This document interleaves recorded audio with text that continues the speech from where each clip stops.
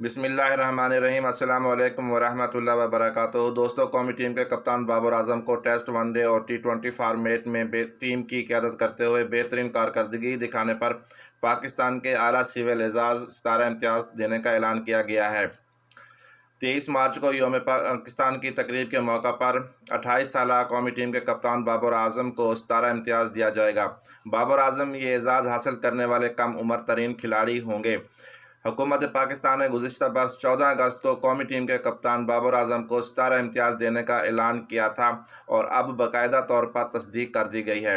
दोस्तों, वीडियो में आगे बढ़ने से पहले आपसे गुजारिश है कि वीडियो को लाइक और शेयर कर दें। चैनल पर नए हैं तो चैनल को सब्सक्राइब कर दें, साथ दिए गए घंटी के बटन को दबा दें ताकि आपको क्रिकेट की अपडेट्स बर वक्त मिलती रहे। पाकिस्तान के साबिक़ कप्तान सरफराज अहमद को भी सितारा इम्तियाज़ दिया जा चुका है और उस वक्त वो सबसे कम उम्र तरीन सितारा इम्तियाज़ हासिल करने वाले क्रिकेटर थे, जबकि पाकिस्तान के 3 साबिक़ कप्तानों को ये आला सिविल एजाज़ दिया गया है, जिसमें साबिक़ कप्तान मिसबाहुल हक, शाहिद अफरीदी और यूनुस खान शामिल हैं।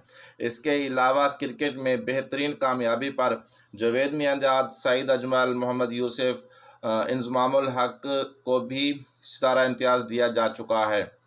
याद रहे कि बाबर आजम 24 मार्च से शारजा में शुरू होने वाली अफ़गानिस्तान के ख़िलाफ़ T20 सीरीज़ में कौमी टीम का हिस्सा नहीं होंगे। उनकी जगह शादाब खान को कौमी T20 टीम का कप्तान बनाया गया है।